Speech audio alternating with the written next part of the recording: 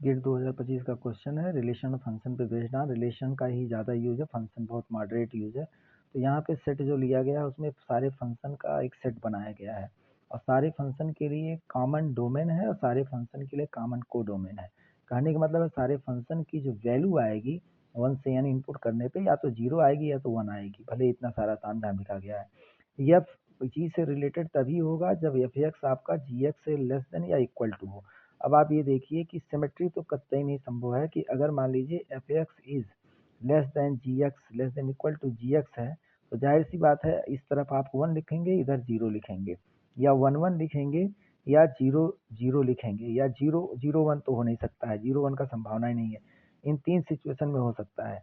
तो यहाँ पे रिवर्स करने पे मतलब g x is less than, अगर इसके सिमेट्रिक की बात करें तो g x is less than equal to f x होना चाहिए। तो यहाँ पे तो काम चल जाएगा, इस जगह पे काम चल जाएगा, इस जगह काम चलेगा, लेकिन इस जगह काम नहीं चलेगा।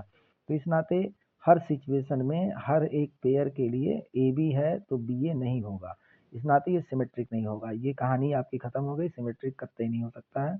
उसके बाद देखिए reflexive symmetry, reflexive anti symmetric और ट्रांजिटिव क्यों हो जाएगा। अब आप देखिए एफ एक्स इज हर एक फंक्शन आपका अपने आप से रिलेटेड होगा, क्योंकि भाई फंक्शन की वैल्यू जो भी होगी किसी पर्टिकुलर एक्स के लिए या तो 1 होगी या तो 1 1 होगी या तो 0 0 होगी, तो दोनों में कोई समस्या नहीं आएगा। तो रिफ्लेक्सिव आपका होने में कोई समस्या नहीं है।